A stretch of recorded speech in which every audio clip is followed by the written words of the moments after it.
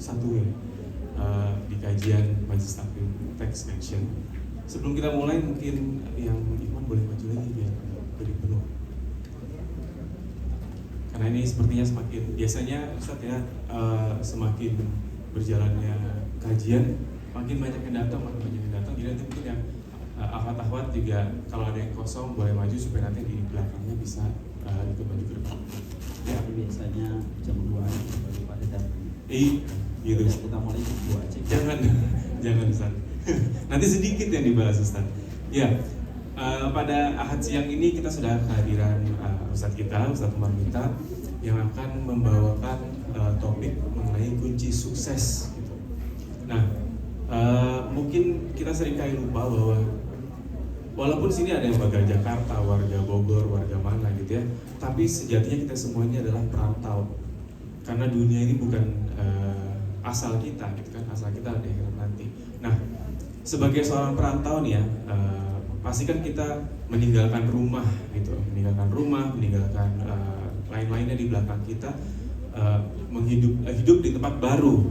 Nah, seringkali kita lupa dengan rumah. Nah, ini mungkin nanti ada sedikit pengaruhnya di kunci sukses kita menjalani hidup ini yang nanti akan disampaikan oleh Ustadz kita, Ustadz Umar Mita.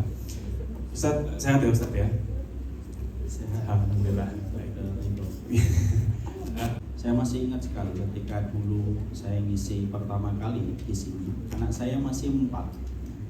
Sekarang anak saya sudah 8. Masya Allah. Jadi nanti kalau saya ngisi lagi di sini mungkin anak saya sudah 12. Jadi namanya bukan 101, 181. Insya Allah. Terlihat progresnya Ustadz ya berarti. Oh iya, insya Allah. Hidup harus terus berkembang. Masya Allah. Baik Ustadz, boleh dibuka dan langsung memberikan kajian. Sebelum kita mulai kajian kita pada kesempatan siang kali ini, sebenarnya saya merasa terhormat sekali mengisi pada kesempatan ini karena di sini adalah kajian milenial. Jadi panitia masih menganggap saya milenial. Masya Allah ya. Terima kasih yang terus menjaga citra baik saya sebagai seorang ustadz milenial, walaupun sebenarnya saya sudah tidak lagi milenial, saya sudah 43 tahun. Ada yang mengatakan saya tampak muda kayak 42 tahun ya, beda setahun lah, tidak sedikit. Semoga Allah memberikan keberkahan dan tentunya kita mendoakan semoga pihak hotel yang telah menyelenggarakan kajian ini semoga selalu dijaga oleh Allah, diberikan perlindungan, dan pastinya semoga dijaga niatnya di dalam keikhlasan dan diberikan berkah atas setiap urusannya. Kita mulai kajian kita. Assalamualaikum warahmatullahi wabarakatuh. Innal hamdalillah wassalatu wassalamu ala Rasulillah wa ala alihi wa sahbihi wa man tabi'ahum bi ihsan ila yaumil qiyamah. Kepada seluruh para penuntut ilmu yang hadir pada kesempatan Taman Surga, kesempatan siang ini, yang semoga Allah berikan kepada kita hati yang bersih, karena hati yang bersih itu salah satu indikatornya hatinya itu sebagaimana gelas kosong ketika mereka menerima ilmu. Banyak problem di dalam kajian yang diselenggarakan karena banyak penuntut ilmu ketika mereka mendapatkan ilmu dan mendatangi majelis ilmu, terkadang mereka membawa gelas yang penuh dengan isi. Akhirnya setiap maklumat dan setiap informasi yang didapatkan tidak ditampung oleh hatinya dan tidak diterima oleh jiwanya karena mereka membawa gelas yang penuh ketika menerima ilmu. Kunci kesuksesan dari keberkahan ilmu para sahabat itu simpel. Mereka datang kepada Nabi, gelas mereka kosong hati mereka, sehingga apapun yang disampaikan oleh Rasulullah SAW diterima oleh mereka dengan keyakinan penuh bahwasanya Nabi itu tidak pernah menipu mereka dan tidak pernah mengkhianati mereka. Inilah yang kita harapkan. Semoga datangnya kita bukan hanya senantiasa kita menjaga keikhlasan, pastikan kalau kita datang kepada guru, gelas kita kosong, sehingga kita mudah untuk menerima setiap ilmu yang disampaikan, untuk membebaskan kita dari banyak blind spot, dari titik buta pada kehidupan yang sering kita jumpai, di mana titik buta itu tidak akan pernah tersembuhkan dan tidak pernah tercerahkan kecuali dengan ilmu yang disampaikan oleh setiap para penyampai ilmu. Memang para penyampai ilmu itu tidak maksum. Kalau kalian mencari guru yang maksum, yang sempurna, sampai mati dan sampai dajjal muncul dari kehidupan, tidak akan pernah kalian dapatkan seorang guru yang memuaskan kalian dalam setiap perkara. Tetapi kalau kalian melihat bahwasanya yang disampaikan itu apabila sesuai dengan kitabullah dan sunnah, dan itulah yang kita pegang, maka insya Allah kita akan bersabar atas proses kita ketika membersamai para guru dalam setiap untaian nasihat yang disampaikan oleh mereka. Semoga kita senantiasa memiliki hati sebagaimana gelas kosong. Kalau ada yang hatinya masih penuh dengan berbagai macam hal, maka kita berikan waktu setengah detik untuk membersihkan kembali hati kita sebagaimana gelas yang kosong. Karena gelas kosong itu kalau diisi, maka apapun yang diisi kepada gelas kosong bisa bermanfaat bagi yang meneguknya dan meminumnya. Semoga hati kita sebagaimana gelas kosong. Hatinya gelas kosong? Insya Allah. Kalau sudah hatinya gelas kosong, mari kita akhiri kajian kita. Inilah yang kita harapkan. Alhamdulillah, tentunya senantiasa kita bersyukur kepada Allah atas seluruh nikmat yang Allah berikan pada kehidupan kita. Karena sesungguhnya terkadang kita ini sering menjadi amnesia terhadap nikmat yang Allah berikan kepada kita. Tetapi kita senantiasa ingat betul terhadap setiap musibah yang Allah berikan kepada kita. Biasanya orang kalau ditanya berapa kali masuk rumah sakit, hafalan tentang rumah sakitnya tidak pernah lupa. 3 kali saat saya masuk rumah sakit. Yang pertama 4 hari, yang kedua 7 hari, yang ketiga 10 hari. Biasanya kalau ada orang ketika ditanya dia pernah rugi, maka dia tidak akan pernah lupa berapa rugi yang dia dapatkan dalam perjalanan bisnisnya. Saya pernah bangkrut, Ustaz, membawa modal 2 miliar tapi akhirnya habis dan minus, dan akhirnya saya membayar hutang. Kenapa manusia selalu ingat terhadap musibah? Karena itulah manusia, ya'udul masalib. Manusia itu selalu mampu untuk ingat secara detail terhadap setiap musibah. Tapi ironisnya manusia itu selalu lupa terhadap nikmat yang Allah berikan kepadanya. Kita kalau ditanya, berapa kali kamu sudah menghirup nafas yang Allah berikan kepadamu setiap harinya? Kita tidak pernah hitung. Berapa kali rezeki yang sudah Allah berikan kepada dirimu? Kita tidak pandai untuk menghitung dan menyimpannya di dalam memori kita. Berapa kali kamu sudah tidur dengan AC yang begitu nyaman, yang membuatmu tidak merasa gerah dan merasa panas? Kita tidak pernah ingat. Itulah yang menjadikan kita ingat separuh kehidupan agama terletak pada kesyukuran kita. Syukur atas apa yang kita peroleh, syukur atas apa yang kita dapatkan, syukur atas apapun yang kita lalui dalam perjalanan hidup kita. Karena syukur itu merupakan separuh perjalanan kehidupan. Makanya yang salah bukan kehidupan orang. Yang salah itu ketika kacamata kesyukuran terjatuh dari jejak langkah kehidupan kita. Kalau kacamata kesyukuran sudah jatuh, yang masuk pasti paham materialisme. Selalu menilai dengan lebih dan kurang, selalu menilai dengan hitung-hitungan kalkulasi.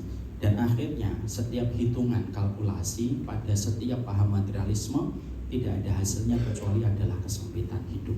Melihat orang dengan kacamata hitam, melihat orang dengan kacamata kurang, dan akhirnya kita mencela takdir yang Allah berikan pada kehidupan kita. Makanya tidak salah kalau Umar bin Khattab mengatakan separuh kehidupan agama kita terletak bagaimana kesyukuran kita. Dan itulah sejatinya yang senantiasa kita harus paham.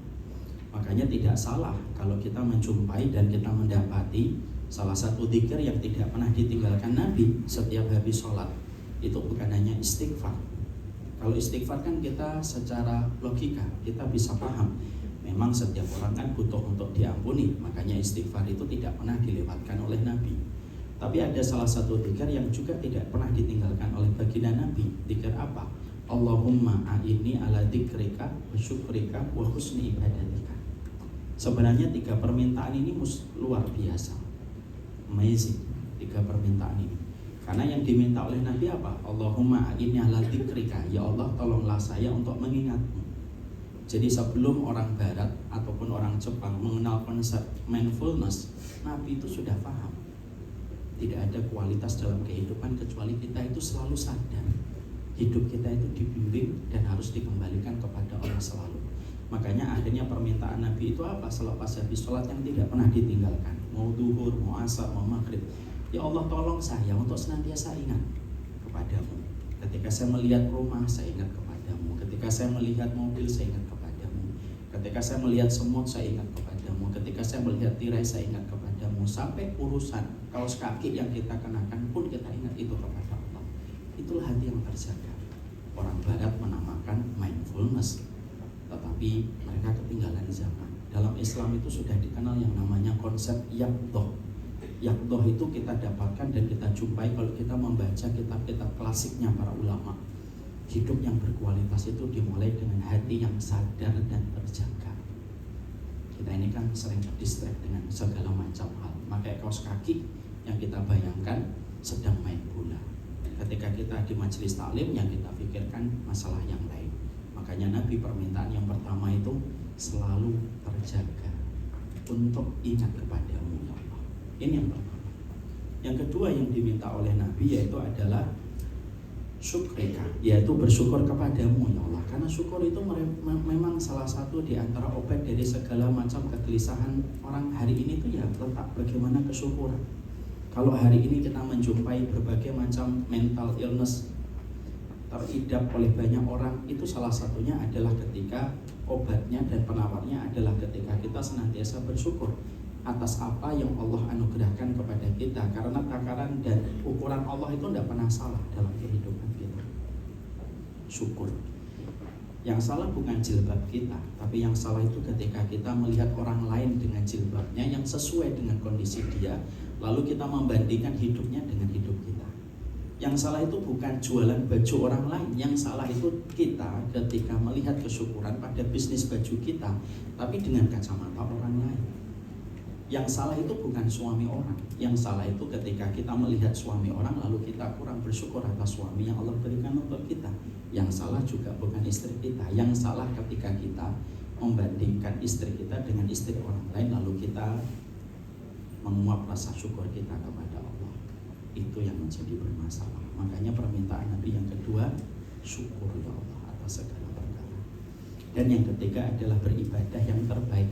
Karena ibadah itu ada yang recehan, ada ibadah yang biasa, dan waktu kita itu terbatas. Kalau kita waktunya terbatas, mintalah kepada Allah supaya ibadah kita itu ibadah yang prime, ibadah yang core, yang inti, supaya dengan waktu yang terbatas itu kita bisa mendapatkan rahmat pada kehidupan kelak di akhirat ketika kita melakukan ibadah yang terbaik di sisi Allah.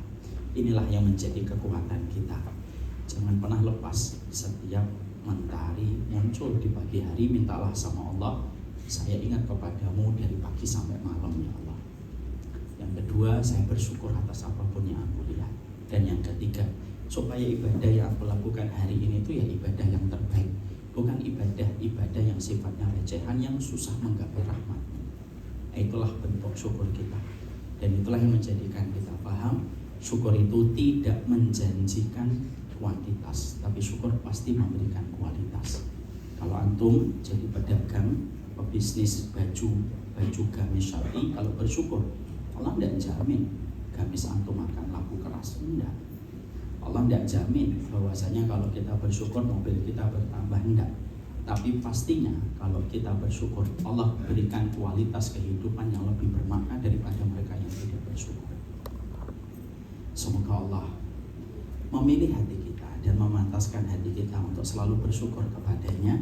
Karena orang apabila telah dipilih hatinya oleh Allah, kata Imam Ibnu Qayyim, hatinya itu selalu memiliki alasan untuk bersyukur kepada Allah dan tidak memiliki alasan untuk berkeluh kesah terhadap ridho pada takdir yang Allah tetapkan kepadanya. Kalau kita bisa bersyukur atas kurma, kalau kita bisa bersyukur atas minuman air putih, kalau kita mampu bersyukur walaupun kita naik angkot, kalau sudah bisa untuk memberi hikmah pada setiap kesyukuran, hatimu telah dipilih oleh Allah di dalam kebaikan. Karena salah satu di antara modal terbesar mendapatkan rahmat pada kehidupan di akhirat adalah bagaimana kita syukur kepadanya dalam setiap urusan. Semoga kita bersyukur kepadanya. Kita pada kesempatan hari ini akan menyampaikan tentang satu materi. Materi ini termasuk salah satu materi yang cukup penting. Sudah sering saya sampaikan di banyak kesempatan. Tapi memang manusia itu sejatinya harus diingatkan berkali-kali. Yang menyampaikan saja terkadang bisa lupa apa yang pernah disampaikan. Apalagi ketika kita hanya mendengar. Fungsinya Allah terkadang mengulang ayat yang sama itu karena manusia condong dan cenderung untuk lupa. Karena lupa itu ada tiga. Ada lupa yang bagian dari fitrah, Ada lupa yang datang dari Allah dan ada lupa yang datang dari syaitan.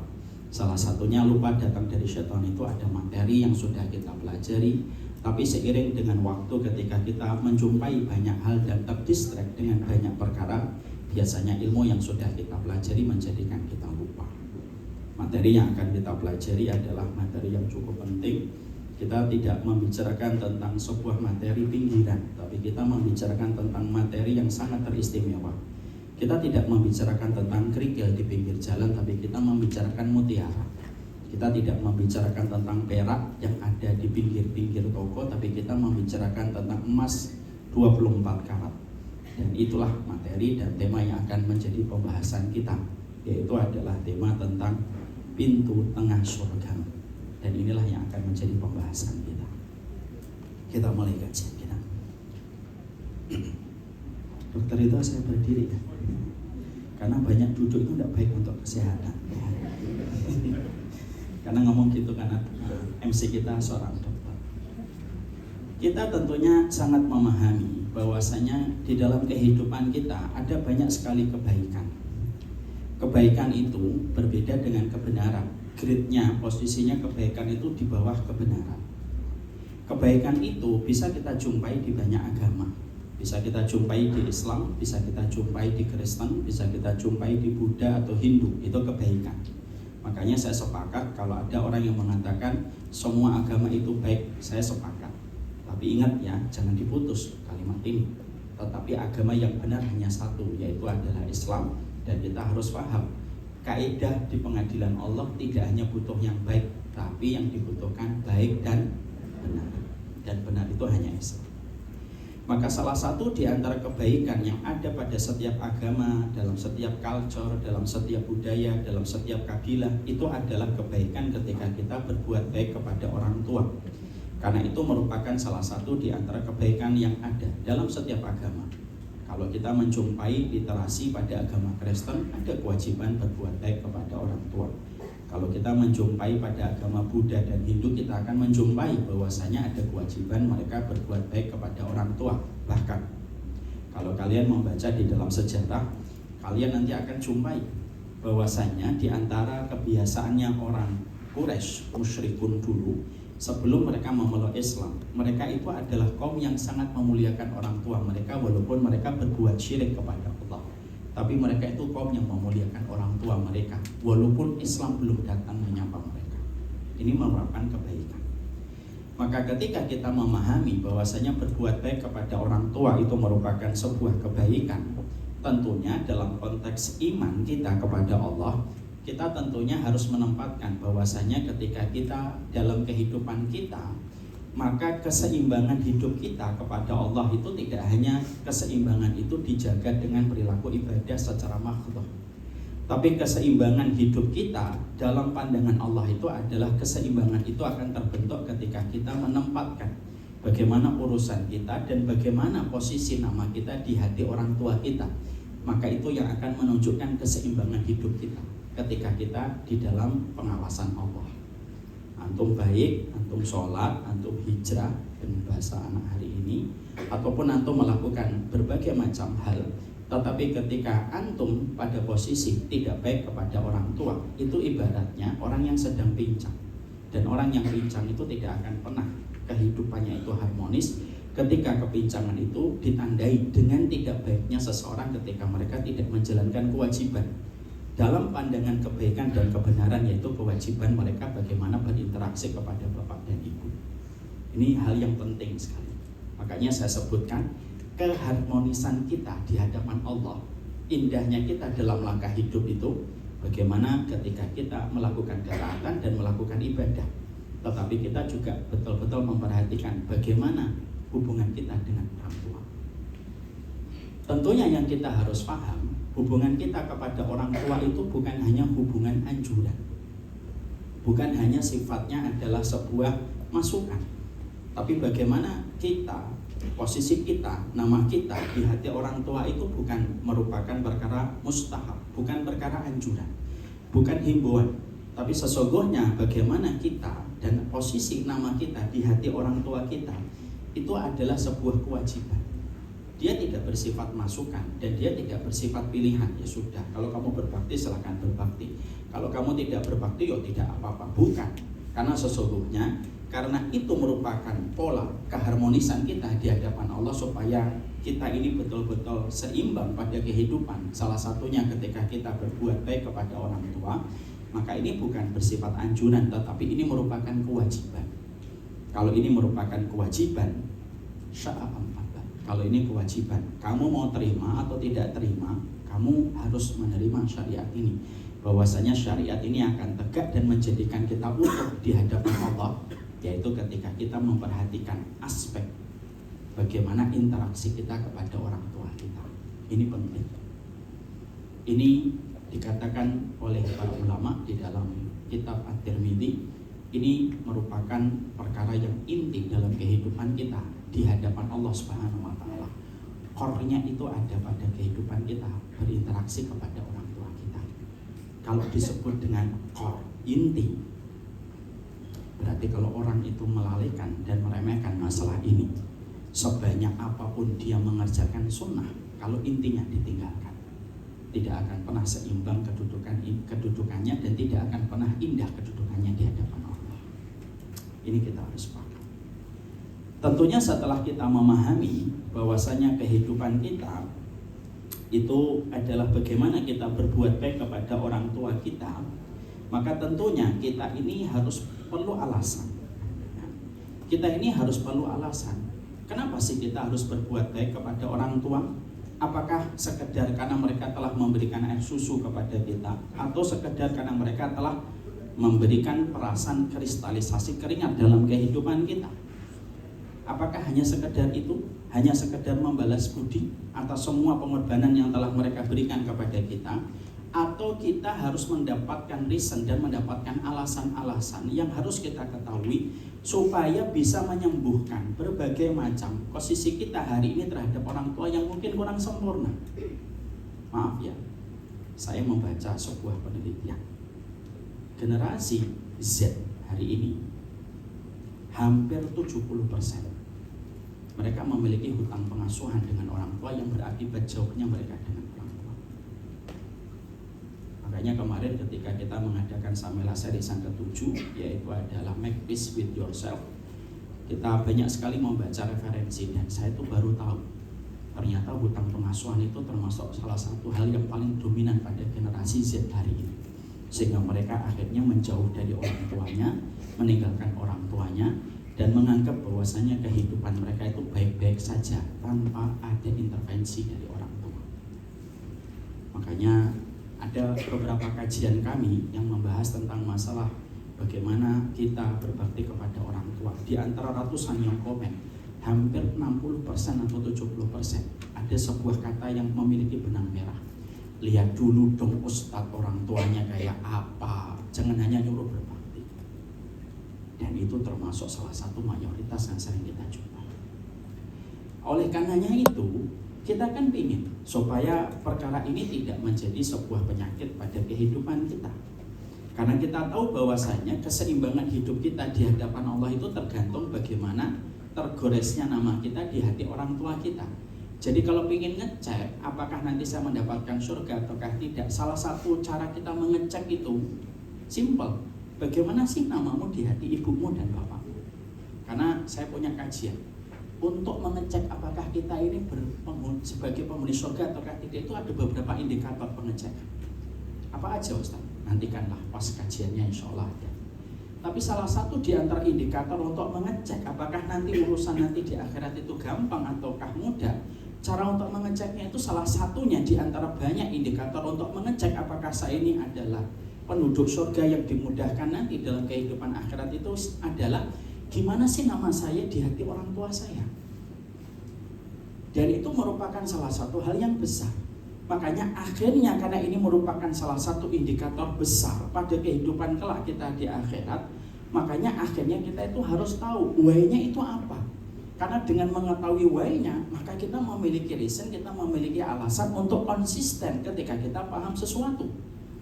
Biasanya orang itu tidak konsisten terhadap satu pilihan yang ada pada hidupnya itu apa? Ya karena dia tidak paham why-nya. Antum ngaji setelah itu nggak ngaji karena antum nggak paham why-nya ngaji itu apa. Orang lain ngaji, saya ikut ngaji, itu nggak paham why. Ya akhirnya ngajinya sebentar, ketika ada sesuatu dia nggak ngaji. Tapi kalau kita paham why-nya, kita paham sabab ikhtiar yang menjadikan kita harus melakukan pilihan itu. Kalau kita paham why-nya, kita akan memiliki alasan untuk terus konsisten. Karena apa? Jalan ketaatan itu jalan yang panjang. Yang lelah akan lelah, yang letih akan letih, yang berbalik arah akan berbalik arah. Ada nggak orang yang berada di atas jalan ketaatan kelelahan? Ada. Ada nggak orang yang jalan ketaatan ini kemudian mereka bosan? Ada. Ada nggak orang yang mereka ketika menemukan kekecewaan lalu mereka ubah kekecewaan itu menjadi sebuah protes yang dia berikan pada jalan ketaatan? Banyak. Kenapa itu bisa terjadi? Nggak paham why-nya. Kenapa para sahabat konsisten bersama dengan Nabi, baginda Nabi Shallallahu Alaihi Wasallam? Karena mereka paham why-nya. Mereka paham, ngerti bahwasanya ngikutin Rasulullah itu tentang masalah babak kedua dalam kehidupan di akhirat. Dan mereka tahu ada kehidupan lagi setelah kehidupan di dunia. Kehidupan yang kedua itu tergantung bagaimana mereka bersama dengan Rasulullah. Itu why-nya. Sekarang kita pahami why-nya kita. Kenapa kita harus membicarakan tentang masalah orang tua? Walaupun saya sudah membuka dalam sebuah prolog, semua agama itu sama menyuruh kita untuk berbuat baik kepada orang tua. Maka kita harus paham dalam Islam ini bukan hanya sekedar urusan kebaikan, tapi ini juga merupakan bagian dari urusan kebenaran. Sekarang mari kita buka. Why-nya apa? Kenapa kemudian kita itu harus berbuat baik kepada orang tua? Supaya kalau ada di antara kita sedang kecewa, obatnya ada di dalam penjelasan why. Kenapa kita tetap harus menekan kekecewaan kita? Karena kita mendapatkan sesuatu di sisi Allah. Gak ada hidup sempurna. Emang ada hidup sempurna? Gak ada. Kenapa para nabi, para rasul, orang-orang solih yang tertera nama mereka di dalam Al-Quran, keluarga mereka itu sebenarnya dalam tanda kutip mendapatkan ujian dan tidak ideal. Ada yang diuji dengan suami kayak Asia, ada yang diuji dengan bapaknya Ibrahim, ada yang diuji dengan istrinya yaitu adalah Lut, ada yang diuji dengan anaknya Nuh, bahkan Luqman. Dalam beberapa riwayat Luqman itu anaknya pernah murtad, padahal beliau disebut di dalam Al-Quran surat Luqman. Ada yang diuji dengan keluarga besarnya Maryam, ada yang diuji dengan pamannya Rasulullah. Kenapa para nabi dan para rasul itu kehidupan mereka tidak sempurna? Supaya kita mudah menjadikan role model. Pamannya beriman, bapaknya beriman, istrinya beriman, anaknya beriman, taat, orang tuanya baik. Kenapa tidak kayak gitu? Karena Allah ingin memberikan pelajaran yang paling nyata. Hidup itu tidak mungkin ideal dalam setiap perkara. Karena bisa jadi ada sebagian dari kita yang hadir di sini sedang membawa luka atas apa yang dia tidak dapatkan ataupun yang tidak dia peroleh dari ibu dan bapaknya. Ada yang pernah dititipkan kepada pamannya, ada yang pernah dititipkan ke neneknya, ada yang merasa bahwasanya kasih sayang bapak dan ibunya lebih tertuju kepada kakaknya karena saya anak kedua. Katanya kan ada mitos anak kedua. Anak kedua itu kalau mukul mejanya yang minta maaf. Karena anak kedua kan keras. Maka terkadang itu kan yang harus kita pahami. Supaya kita jujur nih, bahwasanya dalam kehidupan kita harus jujur mengetahui tidak ada yang ideal. Makanya kalau kita ngejar ideal itu pasti kecewa. Kita berteman ngejar ideal, gak akan kita berteman. Kita nyari guru, kita ngajar ideal, enggak akan dapat kamu guru ideal. Kita ngejar murid, kalau murid kita ideal, enggak akan dapat murid kita. Hidup itu seni, memaklumi ketidakidealan hidup, supaya orang memberikan alasan terbaik ketika mereka mendapati ketidakidealan kita sebagai manusia. Kamu nyari kesempurnaan, kamu dituntut kesempurnaan sama orang di sekitar. Makanya kita harus paham, setelah kita memahami itu, why-nya apa sih? Kenapa kita harus menghormati orang tua kita? Apakah ini merupakan perkara sepenting itu yang harus kita dapatkan? Mari kita bedah. Luka hati itu sembuhnya bukan dengan kapsul. Luka hati itu sembuhnya dengan ayat Allah. Itulah kenapa mukjizat terbesar dalam Quran, mukjizat terbesar dalam kehidupan itu Quran. Karena Quran itu walaupun tidak berwujud dia penyembuh. Penyembuh, dia bukan hanya sekedar obat. Kalau obat bisa sembuh, bisa tidak sembuh. Kalau penyembuh pasti sembuh. Itu itulah yang dinamakan Quran syifa, yaitu penyembuh. Mari kita buka alasan-alasan yang disampaikan di dalam Quran. Yang pertama, mari kita buka surat Maryam ke-32. Ini alasan pertama. Allah menyampaikan kepada kita di dalam surat Maryam ke-32, wa barram biwalidati wa lam yaj'alni jabbaran syaqiyya. Nabi Isa itu berkata, wa barram biwalidati, aku berbuat baik kepada ibuku, wa lam yaj'alni jabbaran syaqiyya, tidak dijadikan aku jabbar kasar, tidak dijadikan aku pula celaka. Akhirnya kita mendapati pada poin yang pertama ini adalah sesungguhnya siapapun anak yang ketika mereka mengistimewakan orang tua mereka, maka mereka berada pada garansi dan jaminan Allah dalam dua perkara. Setidaknya baru pada satu ayat ini saja. Apa itu? Mereka akan berada pada jaminan dan garansi Allah itu apa? Tidak dijadikan kasar dan tidak dijadikan celaka. Tidak dijadikan celaka dan tidak dijadikan mereka kasar. Dan itu yang dikatakan oleh Nabi Isa dan terbukti dalam kehidupan Nabi Isa. Kita menjumpai dan kita mendapati Nabi Isa. Nabi Isa itu tidaklah beliau itu kasar. Nabi Isa itu tidak pernah kasar. Jadi kalau kalian nanti melihat ada orang kok lembut, tenang, itu pasti ada hubungannya. Benang merahnya apa? Dia baik sama ibu dan bapaknya. Tapi kalau antum kalian mendapatkan ada orang kok condong kasar, ini pasti ada masalah hubungan dia dengan bapak dan ibunya. Jabbar itu namanya. Cukup itu jaminannya? Enggak. Lalu akhirnya Nabi Isa itu memberikan testimoni. Ini testimoninya Nabi Isa. Testimoni ini dibenarkan sama Allah. Testimoni ini dibenarkan oleh Allah sampai Allah mengabadikan pada surat Maryam ke-32 untuk menunjukkan bahwasanya testimoni ini benar adanya. Lalu dikatakan syaqiyya, aku tidak dijadikan celaka. Makanya akhirnya disitulah kita menjumpai orang yang mengistimewakan bapak dan ibunya, birrul walidain. Nanti kita akan bahas konteksnya birrul walidain itu apa aja, Ustaz. Nanti kita akan bahas. Tapi siapapun yang mereka mengistimewakan orang tuanya, maka sesungguhnya mereka berada pada dua garansi besar, di mana tidak ada makhluk di atas muka bumi ini yang bisa memberikan garansi dua perkara ini. Hanya Allah yang bisa. Apa garansi yang pertama? Tidak dijadikan kasar, jabbar, dan tidak akan dijadikan celaka.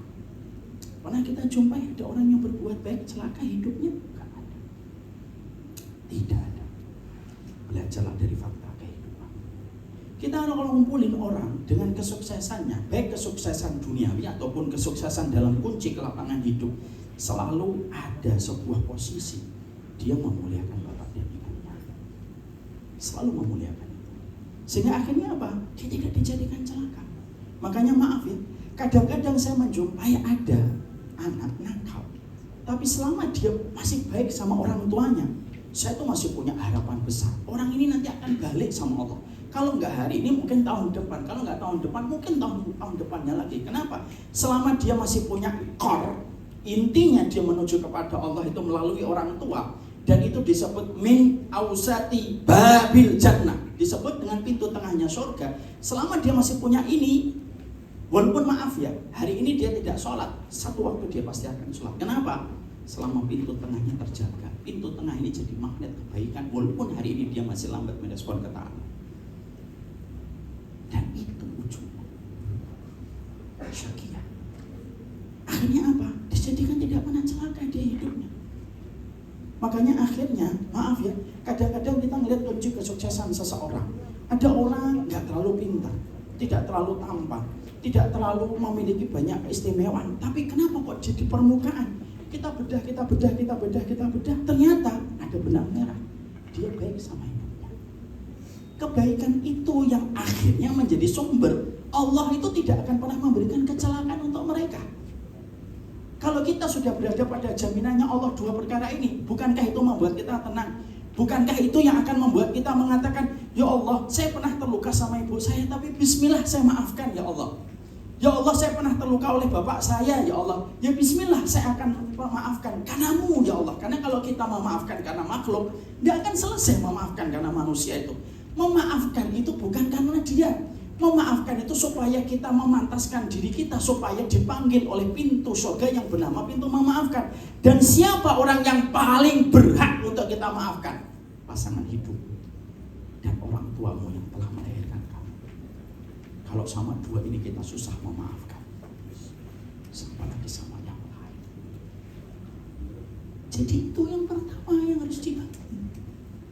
Jadi masalah kita ketika membalas dendam dalam tanda kutip, saya meninggalkan rumah, saya balas dendam, justru kamu yang akan rugi. Karena apa? Balas dendam kepada orang tua itu balas dendam yang tidak akan pernah terpuaskan. Ujungnya hanya sama.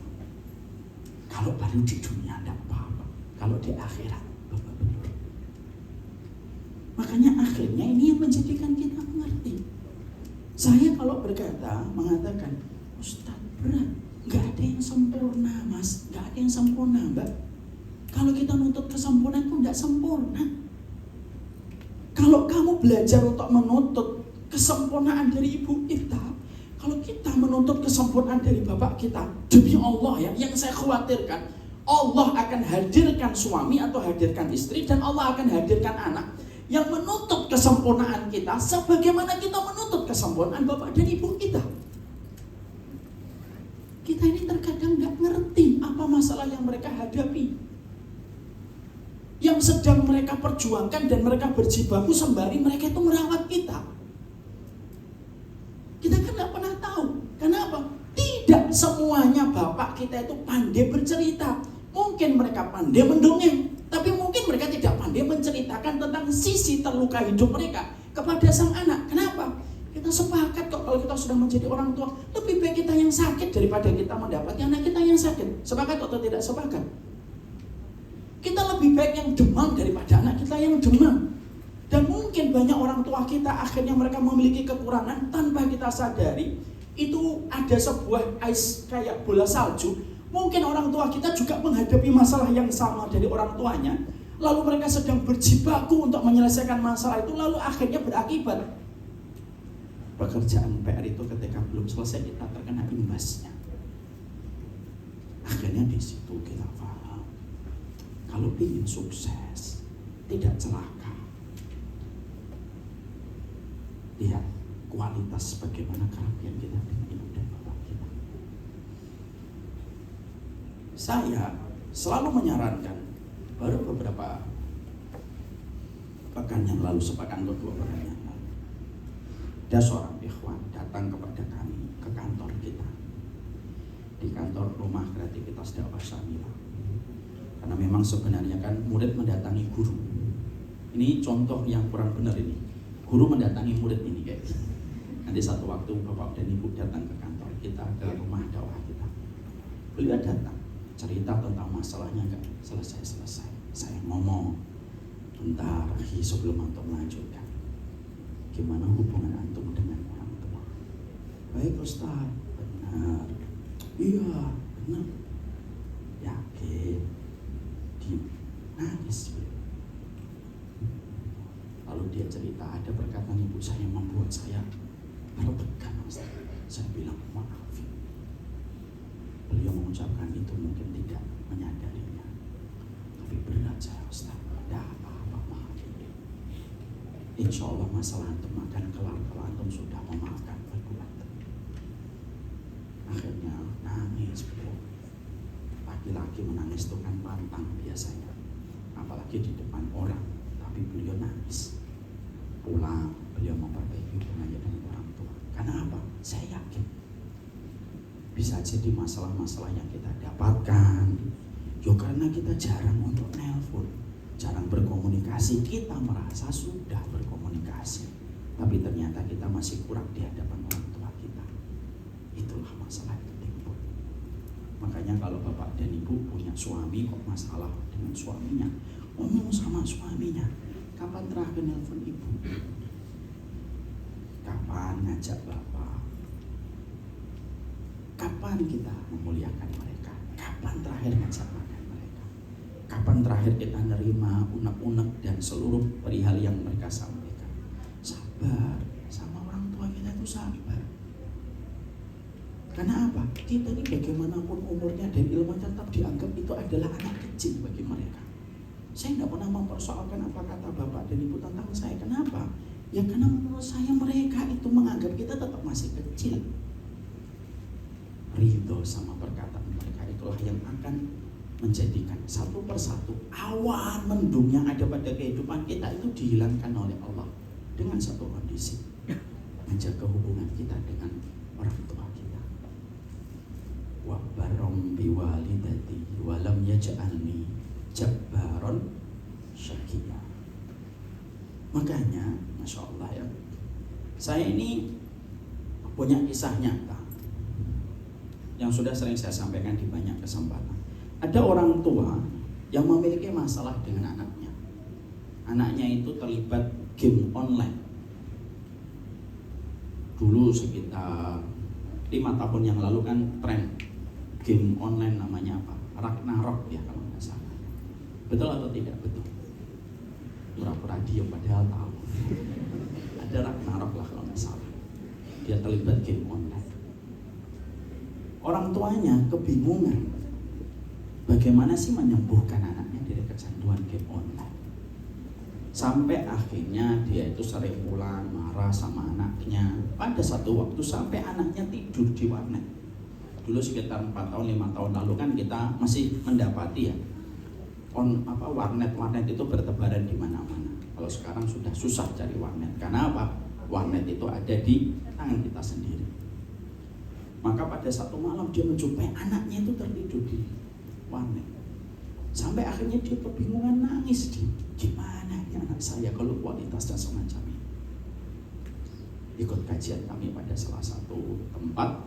Setelah itu beliau ngobrol sama saya. Saya tanya hubungan bapak dengan orang tuanya gimana? Terdiam dia. Lalu akhirnya mengalir sebuah cerita. Saya ini pernah berselisih Ustaz tentang satu hal yang menjadikan akhirnya saya tidak mengunjungi orang tua saya sudah hampir 1 tahun lebih. Saya bilang, Pak, maafin orang tuanya. Tapi gimana Ustaz? Maafin.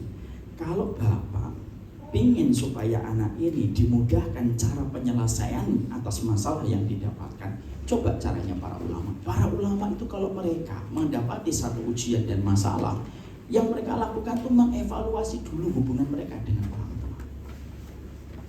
Akhirnya dengan izin Allah, beliau akhirnya menerima. Dia kayak gelas kosong, menerima apa yang saya sampaikan. Langsung mengajukan cuti, pulang dia bersama istrinya, ngunjungin orang tuanya, minta maaf kepada orang tuanya. Masya Allah. Dengan izin Allah Subhanahu wa ta'ala, Masya Allah. Akhirnya, tidak terlalu lama setelah pulang dari situ, dia menjalani kehidupan, sudah mulai bertawakal atas masalah anaknya. Anaknya masih pergi, masih beberapa saat masih pergi ke warnet terus gitu. Sampai satu waktu sang anak tiba-tiba pada satu malam itu tidak keluar dari rumahnya. Loh, sampai bapaknya itu kaget. Loh, tumben malam ini kamu nggak ke warnet. Sebenarnya di rumah bisa pasang wifi, tapi karena kecanduan anaknya itu yang menjadikan dia tidak pasang wifi. Loh, anaknya bilang, bosan, nggak mau keluar Pak. Masya Allah. Itu kata-kata itu Masya Allah, kayak durplas ratusan juta. Apa? Bosan. Gamenya gitu-gitu aja. Loh, akhirnya diajak pergi sama bapaknya untuk mengganti waktu-waktu yang selama ini dia selalu di depan monitor dan screen. Diajak jalan, diajak ngobrol, dan akhirnya Masya Allah hubungan mereka membaik. Sampai akhirnya ketika pas pengajian ke bulan berapa, ketemu lagi saya di Bekasi Timur. Dia berbisik sama saya, Ustadz masih ingat saya? Saya lihat, iya gitu. Ingat Pak yang dulu pernah nanya? Namanya saya lupa, tapi wajahnya tidak saya lupa. Saya tuh pandai mengingat wajah, tidak pandai untuk mengingat nama. Biasanya namanya Asep, Ujang itu saya ingat. Ya kalau yang lain agak susah. Dokter itu ingat saya. Ingat Pak saya Pak. Langsung dia berbilang, maaf Ustaz, ini anak saya. Anaknya ke depan, Masya Allah, langsung salaman sama saya dan sudah ikut ngaji. Dan itu dimulai kapan? Ketika dia punya masalah dengan bapaknya terutama, yang menyebabkan dia tidak mau mengunjungi bapaknya karena mungkin sama-sama egois. Yang satu anak pertama, yang satu adalah orang tuanya, bapaknya. Lah egoisnya laki-laki anak pertama dan seorang bapak ketemu. Tapi ketika akhirnya dia merendahkan dirinya, karena kita kan sampai dikatakan wahfad janahuma minadul, rendahkan kepakan tanganmu. Artinya itu apa sih kok dilambangkan dengan kepakan tangan itu? Rendahkan kelebihanmu, pendidikanmu, karirmu, posisimu, dan apapun yang menjadikan kamu dihormati di luar. Tapi kalau sudah berhadapan dengan orang tuamu, letakkan karirmu, letakkan hartamu, letakkan apapun profesi yang telah kamu dapatkan di mata orang luar. Kalau sudah di hadapan orang tuamu itu rendah kamu, tidak usah terbang. Itu maksudnya. Makanya Allah menggunakan apa? Rendahkan kepakan sayangmu itu. Karena yang biasanya menjadikan kita terbang itu harta kita, kepintaran kita, rumah kita, pendidikan kita. Yang menjadikan akhirnya itu kita lupa untuk merendahkan kepakan kedua sayap tangan kita di hadapan orang tua. Itu maksudnya Allah itu begitu indahnya bahasanya Allah. Udah rendahkan itu, jangan terbang kalau di depan orang tuamu itu. Tapi ketika saya merendahkan itu, disitulah Allah jadikan anaknya itu kembali sama dia. Jadi itu yang menjadikan kita harus mengerti wahainya kita. Jadi kenapa kita harus berbuat baik sama orang tua? Ini bukan hanya urusan air susu yang harus dibalas. Ini bukan hanya semata-mata urusan keringat yang harus kita balas. Tapi ini urusan tentang jaminan Allah. Siapa sih yang pengen dapat jaminan Allah di tengah zaman yang tidak pasti ini? Yang paling bisa kita harapkan siapa kalau bukan Allah? Yang paling bisa kita harapkan itu Allah yang tidak pernah menyelisih janjinya. Berbagai macam hal membuat kita sering kecewa, tapi jaminan Allah itu tidak pernah membuat kita kecewa. Dan itu terdapat ketika kita sudah diingatkan oleh Allah, wa barram biwalidati wa lam yaj'alni jabbaran syaqiyya. Ayo kita ucapkan ayatnya bareng-bareng. Wa barram biwalidati wa lam yaj'alni jabbaran syaqiyya. Makanya nanti kalau nyari jodoh, lihat hubungan dia sama ibunya gimana. Cakep Ustaz, putih, tinggi, imut. Tapi ternyata ketika ibunya ditanya, gimana Bu? Dia diem. Aduh, anak saya yang sering membuat asma saya kambuh itu jangan. Udah jangan. Stop. You and me and. Kenapa? Susah nanti, sulit. Dan itu sudah jaminan Allah. Tidak usah, saya mau coba, nyobain saya. Ya silakan aja mencoba. Tapi jangan sampai nangis-nangis kamu. Ketika kamu akhirnya dapetin bahwasanya salah satu kriteria orang yang tidak baik sama orang yang kasar itu hasil datangnya itu dari hasil ketika tidak baik sama ibunya. Paham di sini? Telepon ibunya, telepon bapaknya, tanya, jangan pernah tidur kecuali kita itu nengok sebentar, kecuali kita telepon. Makanya akhirnya kalau punya rumah, silakan untuk tidak satu rumah. Saya juga tidak menyalahkan kalau ada beberapa guru, beberapa ustadz yang ngomong kalau sudah punya keluarga jangan satu rumah supaya saling menjaga hati. Nah, tapi jangan jauh-jauh. Orang tuanya misalkan di Aceh, kita di Timur-Timur, terlalu jauh. Setiap mau jenguk itu mikir tiketnya piye. Makanya mintalah rezeki. Ya Allah, kalaupun saya dapat jodoh yang orang yang baik sama ibunya. Kalaupun nanti saya dapat rezeki yang memudahkan saya untuk berbakti sama orang tua. Makanya saya kagum, ada salah satu pelawak muda. Dia sudah mengenal kehidupan di Jakarta dan ibu kota, pulang ke kampungnya untuk merawat ibunya walaupun cuma jualan orang kecil. Semoga Allah merahmati beliau. Kenapa? Pasti orang kayak gini tuh, kalau dia melakukan tulus karena Allah, aduh, pintu tengah itu yang paling enak. Kok disebut pintu tengah? Karena pintu tengah itu pintu yang mewakili kanan dan kiri. Pintu yang paling enak, pintu yang paling utama, pintu yang paling luar biasa, itu pintu tengah. Dan Nabi mengatakan al-walid min awsati babil jannah. Loh, namanya orang tua itu di tengahnya. Jadi kalau kita ingin masuk itu kan pasti lewat tengah. Coba kalau kita lihat istana kemerdekaan, Istana Kemerdekaan itu kalau red carpetnya itu diletakkan di tengah atau di pinggir kanan? Tuh, ini orang yang ikut, ini biasanya upacara. Ini juga red carpetnya. Maka red carpet itu diletakkan di tengah. Karena apa? Yang di tengah itu yang biasanya tamu-tamu istimewa. Tamu-tamu pinggiran, ya lewat pinggir, lewat ini. Tamu-tamu biasa lewat jalan belakang, tahu-tahu muncul. Padahal tak diundang, pulang juga tidak diantar. Sama kayak jelangkung. Tapi di situlah kita paham. Itulah yang pertama. Paham di sini? Paham insyaallah. Yang kedua, yang kita harus pahami. Yang kedua adalah karena sesungguhnya konsep kita di dalam kita bersyukur kepada Allah. Di dalam konsep kita bersyukur kepada Allah itu, karena sesungguhnya konsep kita bersyukur kepada Allah tidak akan diterima oleh Allah kalau kita tidak sampai bersyukur kepada orang tua. Ini saya akan jelaskan ini. Ini masih ada kaitannya pada poin yang pertama. Maka sesungguhnya mari kita lihat di dalam surat Luqman ayat yang ke-14. Allah menyampaikan kepada kita bahwa wasainal insana biwalidayhi hamalathu ummuhu wahnan ala wahnin wa fisaluhu fi amaini anishkurli waliwalidayka. Allah itu menyampaikan kepada kita, kami perintahkan kepada manusia untuk berbuat baik kepada ibunya dan kedua orang tuanya. Ibunya yang telah melahirkannya, kepayahan di atas kepayahan, lalu menyapihnya ketika berada pada usia 2 tahun, maka bersyukurlah kepadaku dan kepada orang tua. Anishkurli waliwalidayka.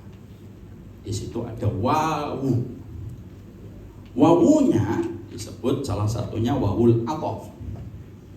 Artinya dan maknanya, syukur kepada Allah itu sebanding dengan konsep terima kasih kita kepada ibu dan bapak. Ibnu Abbas radhiyallahu anhu mengatakan, artinya surat Luqman ini artinya adalah syukurnya manusia kepada Allah tidak akan diterima sama Allah, tidak akan pula dibukakan pintu langit untuknya sampai dia itu anishkurli waliwalidayka, bersyukur dulu kepada orang tuanya sampai memberikan yang terbaik kepada ibu dan bapaknya. Maka kesyukuran itu yang akan menjadi ketapel untuk melemparkan batu kesyukuran dia kepada Allah. Kalau hanya bersyukur kepada Allah dengan ketaatan, kemudian kita menutup aurat kita dengan sholat, dengan hijrah yang kita lakukan, tapi ketika kita bermasalah frekuensi hati kita dengan frekuensi hatinya orang tua kita, apapun alasannya, selama bukan dalam alasan yang menentang syariat, kalau kita bermasalah frekuensi kita dengan frekuensi hatinya orang tua, itu ibaratnya kamu punya batu, tapi kamu nggak punya ketapel. Batu itu nggak akan nyampe ke target. Kayak anak panah tanpa busur, nggak akan nyampe. Makanya akhirnya Ibnu Abbas itu mengatakan apa? Syukur kepada Allah itu dihitung, dilihat oleh Allah bagaimana dia bersyukur kepada orang tuanya. Makanya kalau ada anak, dia bersyukur kepada orang tuanya, berterima kasih, terus memperbaiki kualitasnya dia bersama dengan orang tua, dia itu sebenarnya sedang memperbaiki hubungan dia dengan Allah di dalam dia bersyukur. Makanya sering saya sampaikan di banyak kesempatan, kalau ada orang ngaji, tapi setelah dia ikut kajian, dekat dengan ustadz, lalu akhirnya berantakan hubungan dia dengan ibu dan bapaknya, sampai menetes itu air mata bapak dan ibunya, sholat ratusan rakaat belum tentu bisa membalas atas tetesan mata yang pernah jatuh dari orang tua kita. Apa enggak punya kita? Lah konsepnya gimana Ustaz supaya lebih aktual? Lah kalau syukurmu tidak diterima oleh Allah, gimana kualitas hidup kita akan gampang? La in syakartum la azidannakum wa la in kafartum. Berarti kalau akhirnya syukur kita nggak diterima, konsepnya itu gimana kalau dengan ayat? Itu berarti la in kafartum, kalau kamu mengkufuri karena syukurmu nggak diterima. Apa yang kita hadapi? Inna adzabi lasyadid. Menghadapi kok adab Allah nggak akan menang lah. Nggak akan menang menghadapi adab Allah itu. Menghadapi musuh Malaysia, Thailand, bola masih ada kemungkinan menang. Menghadapi MMC, apa sih itu? MMA. MMC. Menghadapi MMA itu masih ada kemungkinan menang. Lalu menghadapi adab Allah, mana bisa kita menghadapi adab Allah? Sehingga akhirnya ketika ada orang, ketika mereka itu tidak memperhatikan, lalu dia biarkan orang tuanya sedih, lalu dia biarkan orang tuanya sering memikirkan ulah dan tingkah lakunya, monggo silahkan kalau memang ayat tidak lagi bisa menyembuhkan hati kita, lalu tidak bisa membuka hati kita untuk memaafkan atas kekurangan mereka, silahkan. Tapi ingat ya, konsekuensinya jangan sampai kita nyesel. Konsekuensinya simple. Inna adabillah syadid. Adabnya Allah itu pedih dan itu mengganggu kesyukuran kita. Makanya kalau dapat seorang suami kok masih baik sama ibunya, beruntung. Jangan malah istrinya itu cemburu. Mas dikit-dikit ibumu. Udah pilih saya atau pilih ibumu? Ya jawab aja pilih ibu saya. Dan itu gak usah dijadikan pilihan gitu. Karena cinta kepada ibu itu sikap cinta birrul walidain. Dan cinta kepada istri itu namanya cinta rahmat. Digabung tuh gak bisa. Dan dibanding-bandingkan juga gak bisa. Makanya maaf ya, biasanya kalau ada istri suka ruwet ketika mempermasalahkan bagaimana baktinya seorang suami kepada ibunya. Demi Allah, pegang kata-kata saya, dia pasti akan mendapatkan anak yang pasangannya meributkan hubungan dia dengan dirinya, sebagaimana dulu dia menghalangi suaminya untuk berbuat baik kepada ibu dan bapak. Jadi akhirnya di situ kita akan menjumpai. Makanya akhirnya maaf ya, kalau kita bicara dalam konteks duniawi, kita berpikirnya itu simpel di sini. Dikatakan oleh Ibnu Abbas, kalau Rasulullah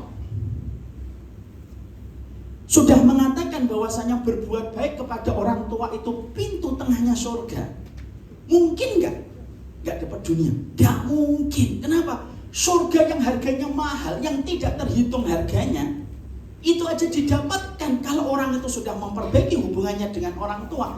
Apalagi dunia yang sifat dari dunia itu harganya remeh dan harganya murah. Mungkin nggak kalau orang dapat surga dia tidak dapat dunia? Nggak mungkin. Logika kita nggak masuk. Dapat dunia itu bukan berarti harus kaya, enggak. Orang yang lapang hidup itu sudah dapat dunia. Orang yang mampu menyelesaikan setiap masalah, ketika masalah itu datang pertolongan Allah lebih besar, itu juga dapat dunia. Jangan mengartikan mendapatkan dunia sebagaimana paham netralisme. Oh berarti dia jadi miliarder. Enggak. Kadang-kadang kualitas hidup orang yang buruh dengan UMR itu lebih berkualitas daripada orang yang punya ratusan miliar. Itu artinya dunia itu hatinya tenang dan setiap masalah selalu punya solusi. Itu dapat dunia. Makanya kalau orang sudah betul-betul memperbaiki hubungan dia dengan orang tua, urusan dunia itu diselesaikan sama Allah. Kenapa? Surga yang mahal saja, yang saking mahalnya tidak bisa disebutkan angka untuk mewakili harga surga, itu sudah didapat, apalagi dalam urusan dunia. Ibaratnya begini, orang kalau sudah bisa membeli Alphard, bisa nggak membeli Ayla? Bisa. Alphard berapa? 1,2. Ayla 150 sampai 200 juta. Orang kalau bisa membeli Alphard pasti bisa beli Ayla. Ada ustaz yang beli Alphard nggak bisa beli Ayla? Ya karena kredit. Tapi kalau dia sudah bisa membeli Alphard, ya secara otomatis dia bisa membeli Ayla. Tapi orang kalau dapat Ayla belum tentu bisa membeli Alphard. Itu hanya analogi. Kita analogikan surga kayak Alphardnya. Kalau kamu sudah dapat Alphard, masa kamu nggak bisa dapat Ayla? Pasti dapat. Makanya akhirnya disinilah kita akan mendapatkan sesungguhnya pada kehidupan kita Allah itu menegaskan anishkurli wali walidaika. Syukur kepadaku dan kepada orang tua. Makanya kalau ada orang sering nanya kepada kita gitu, Ustaz, apakah indikator syukur saya diterima sama Allah selama ini? Simple. Datang ketok pintu bapak dan ibumu rumahnya, tanya gimana? Apakah bapak dan ibu ridho sama saya? Usaha kita ridho nak. Itu berarti pintu tengahnya surga sudah di depan mata, tinggal memperbaiki sisa kehidupan kita. Makanya maaf ya kalau punya orang tua sudah sakit, tidak usah ngomong macam-macam, satu aja minta maaf atas kekurangan. Maaf ya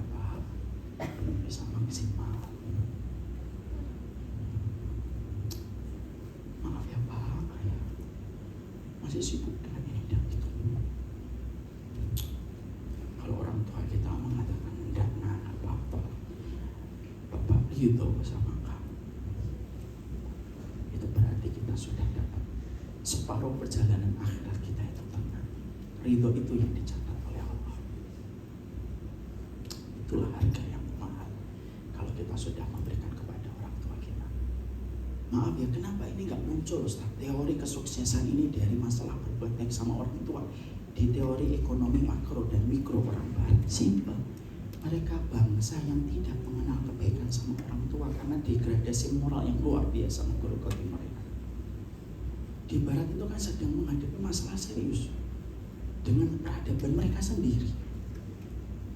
Masalah orang tua, masalah jenis kelamin aja nggak pusing mereka hari ini. Kelaminmu apa? Non-binary, non-binary. Padahal only two gender, men dan female. Loh, di orang barat itu hari ini nanyakan identitas gender aja bingung. Dan itu berdampak pula sama mereka sama orang tua. Makanya kan sering kita jumpai kan, ya Mas itu ya. Anak di barat itu manggil bapaknya itu yang manggil bapak, manggil namanya Jos, sini Jos gitu. Oh saya tapi itu kenyataan yang ada. Itu namanya Stun, sini Stun. What's up bro gitu. Karena memang begitu, dan itu yang ada di film, dan itu menggambarkan kualitas kehidupan sosial mereka semacam itu. Makanya inilah yang menjadikan kita paham. Makanya bersama dengan kita ketika berbuat baik kepada orang tua itu sebenarnya simpel. Kita sedang memperbaiki konsep syukurnya kita kepada orang tua. Maaf ya, ada banyak hal yang menjadikan orang tua kita mungkin tidak seideal yang kita inginkan. 1, beban masalah yang mereka jumpai. 2, kebodohan ketika dakwah tidak sebagaimana maraknya hari ini. 3, beban ekonomi mereka berat menjadikan mereka tidak sempat untuk mengaji. Maaf ya, coba lihat. Kalau ada di antara kita yang hamil, ibunya baru ngaji sebentar, anaknya nangis, jamaah yang depan dan belakang lihatin, akhirnya apa? Ibunya gendong, minta maaf sama jamaah yang lain. Maaf ya bu, anak saya ganggu. Keluar dia. Yang harusnya ilmu dia dapatkan 10 poin, cuma dapat 1, karena 9 harus ngurusin anak. Istri saya, Masya Allah, kadang-kadang gak bisa saya ajar, padahal saya tipenya love language saya. I'm sorry to say. Love language saya itu simple. Saya tuh pengen ditemani karena saya orangnya full service. Full service itu artinya bukan terus nuntut istri saya kayak pembantu, enggak. Artinya full service itu ditemenin. Itu love language saya. Kalau love language-nya istri saya, hak. Tahu hak? Bukan hak, enggak. Dipeluk, dipegang. Love language-nya istri saya. Tapi istri saya nggak pernah bisa, dan ngomong maaf ya nggak bisa ikut, tadi saya ikut, ayo bisa ikut yuk gitu. Nggak bisa ini, takutnya Alfa bayi yang baru lahir 2 minggu yang lalu ini nggak kuat nanti kalau duduk di bawah terlalu lamanya sudah.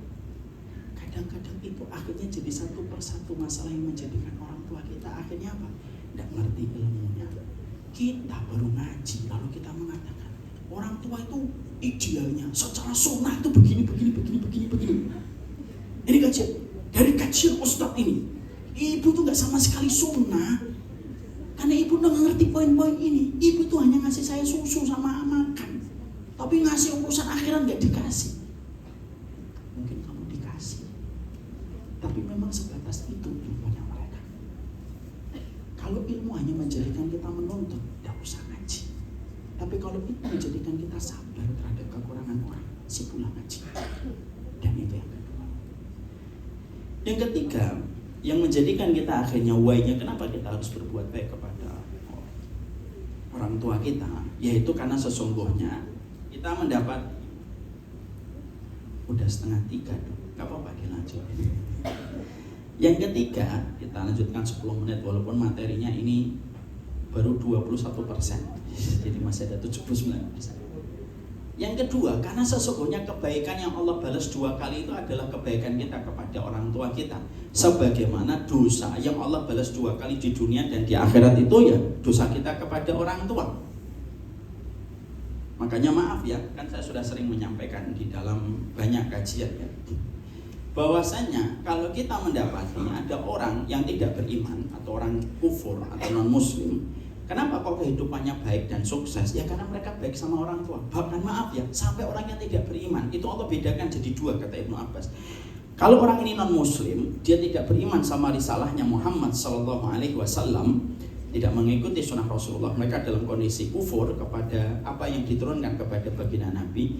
Cara Allah membedakan orang non muslim itu 2. Kalau dia baik sama orang tuanya, Allah gampangkan urusan dunianya untuk mengganti kebaikan mereka kepada orang tua. Dan kebaikan itu harus diganti. Fama ya'mal misqala dzarratin khairan yarah. Bahkan kebaikan orang yang kafir sekalipun diganti sama Allah kalau itu berkaitan orang tua mereka. Cuma kalau mereka sudah meninggal, selesai di dunia, tidak lagi balasan di akhirat. Makanya maaf ya, kadang-kadang kita jumpai ada tetangga saya Ustaz non muslim, tapi kok matinya kelihatannya kok enak gitu. Batuk 2 kali meninggal. Mungkin dia baik sama orang tuanya. Kenapa ya ada orang non muslim, dia tidak non muslim, tidak beriman, tapi kekayaannya luar biasa terus saja. Dia tidur aja dapat keuntungan, Ustaz. Kayak misalkan Cristiano Ronaldo. Tahu Cristiano Ronaldo? Tahu insya Allah. Itu dia kalau main bola 1 menitnya itu sampai 200.000 atau 300.000 hitungan menitnya. Kita kan hitungannya per pekan. Kalau seorang Ronaldo itu bayarannya itu per menit. Masya Allah. Dan ternyata ketika kita mendapati Ronaldo, apa kuncinya Ronaldo? Ternyata dia baik sama ibunya, memuliakan ibunya. Bahkan saya pernah mendengar kisahnya, walaupun ini tidak dijadikan idola ya, maaf jangan dijadikan idola. Ini dijadikan tambahan keyakinan. Karena idola kita tetap orang-orang solih yang beriman sama Allah. Tapi kita mengambil hikmah, karena hikmah itu kita dapatkan dari mana saja. Ronaldo itu sampai rela memutus pacarnya gara-gara pacarnya tidak mau mendatangi ulang tahun ibunya. Itu orang yang tidak beriman loh. Padahal Ronaldo itu tidak mendapatkan kecukupan finansial dari bapak dan ibunya. Karena bapak dan ibunya itu kalau tidak salah dalam taraf kemiskinan. Tapi cara dia membalas orang tuanya itu luar biasa. Dan lihat bagaimana Allah memudahkan urusan dia. Walaupun balasannya hanya di dunia. Dan kalaupun nanti masuk Islam, baru nanti dia akan mendapatkan balasan di akhirat. Sama dengan Messi. Terlepas apapun Messi, saya melihat Messi itu ternyata ada catatannya. Messi itu juga memuliakan ibu dan bapaknya. Dan baik sama istrinya. Ternyata catatan orang yang selalu sukses dalam urusan dunia, ada benang merah yang menyamakan mereka.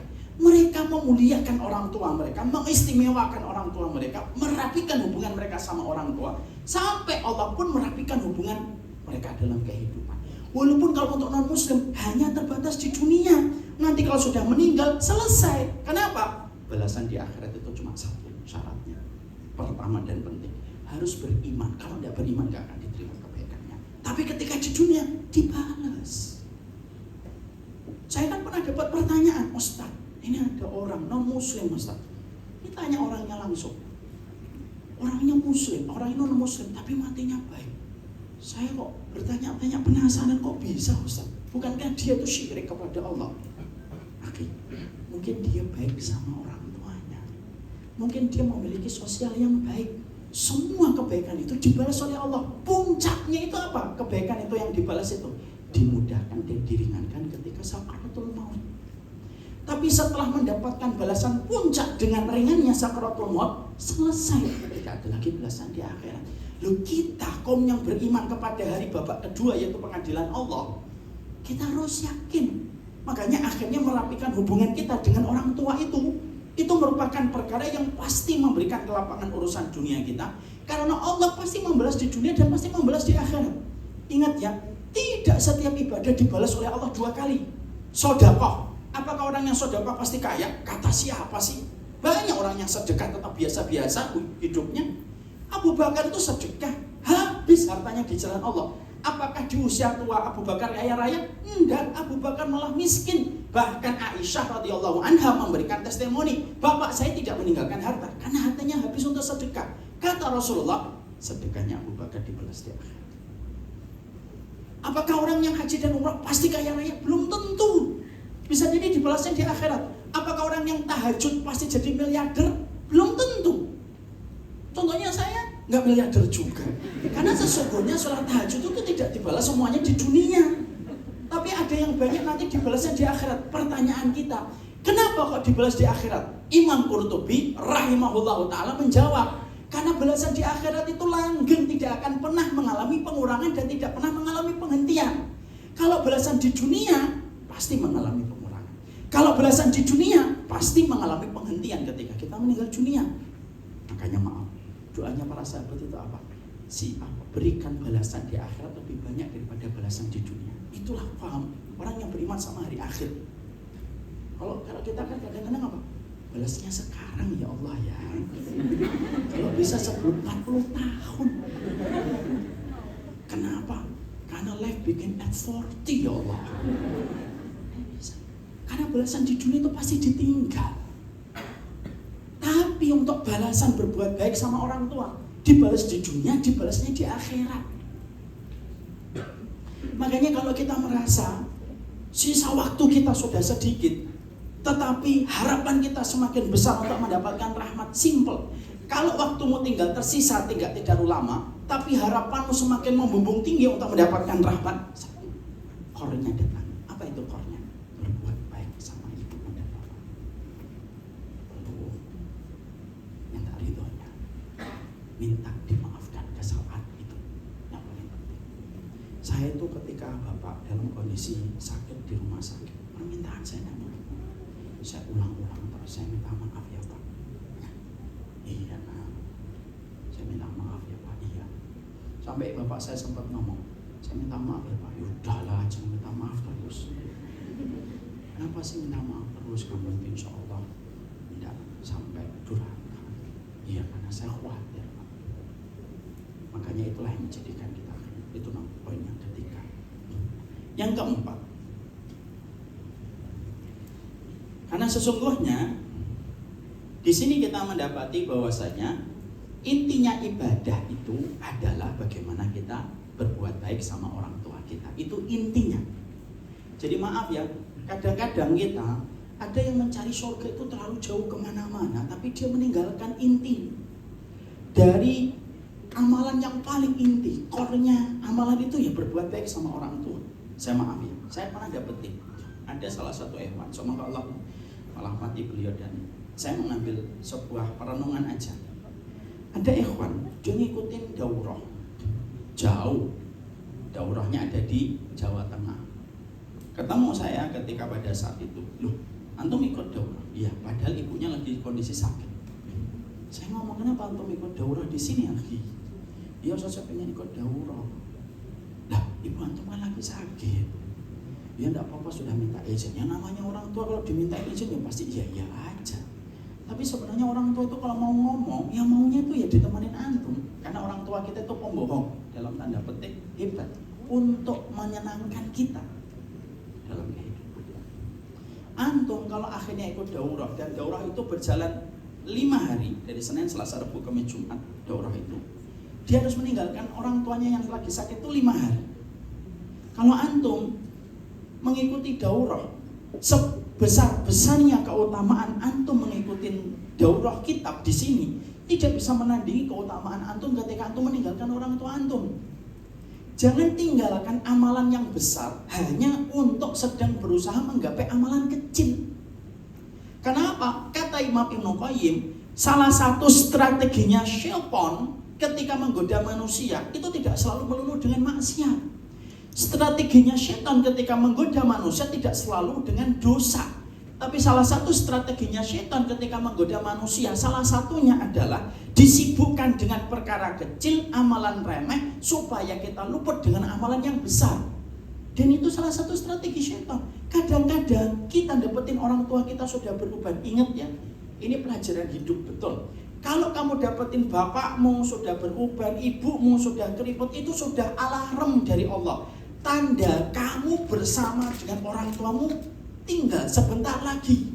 Dan demi Allah saya katakan, setelah kita memasukkan jasad ibu dan bapak kita ke perut bumi, dunia tidak akan pernah lagi sama.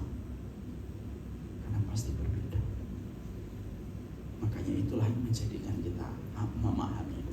Ini intinya. Makanya akhirnya kita dapatkan kalau ada orang berbuat dosa besar, cara untuk menghapus dosa besar itu apa? Ya berbuat baik sama ibunya. Ada seorang laki-laki dalam hadis riwayat Tirmidzi, dia mengatakan, ya Ibnu Abbas, dia mendatangi Ibnu Abbas setelah sepeninggal Rasulullah. Saya membunuh laki-laki. Saya melamar seorang perempuan, ditolak. Tapi tidak lama setelah dia menolak saya, datang lamaran laki-laki yang kedua. Loh, lamaran dia diterima. Nah salah saya. Terbakar saya dengan rasa cemburu. Saya cegat dia, saya bunuh dia. Insyaallah. Dibunuh gara-gara lamarannya ditolak. Orang semacam saya ini masih bisa nggak diterima oleh Allah taubat saya? Perkataan Ibnu Abbas, punya ibu, punya. Ya sudah, kamu berbuat baiklah sama ibu. Ini bukan berarti nanti kalau kita merencanakan pembunuhan sudah kita siapkan baik sama ibu saja. Tapi itu yang dikatakan oleh Ibnu Abbas. Lalu Ibnu Abbas ditanya oleh beberapa tabi'in, kenapa engkau ketika didatangi sama orang itu, lalu engkau mengatakan kepadanya supaya dia berbuat baik sama ibunya? Dikatakan, karena aku tidak dapatin satu amal yang paling cepat untuk menghapus setiap dosanya dan setiap kemaksiatannya, kecuali adalah berbuat baik kepada ibunya. Itu Ibnu Abbas. Makanya inilah yang menjadikan kita akhirnya, ini sebenarnya masih panjang ya. Tapi waktu jualan yang sangat membatasi. Tapi di setelah kita ngerti why-nya ini kita harus paham. Jadi kalau akhirnya kita pada kehidupan harus memaafkan orang tua kita, karena birrul walidain itu tidak hanya sekedar urusan nafkah. Apa gunanya kita ngasih nafkah per bulan, kita storkan, kita transferkan, tapi ujung dari nafkah itu ditandai dengan hati yang masih marah ketika kita merasa tidak ridho atas apa yang kita peroleh dalam kehidupan. Disinilah kita akhirnya paham, urusan kita berbuat baik sama orang tua itu bukan hanya urusan simpel, bukan urusan sederhana, ini urusan besar. Urusan akhirat kita tergantung bagaimana urusan kita ketika berinteraksi sama orang tua kita.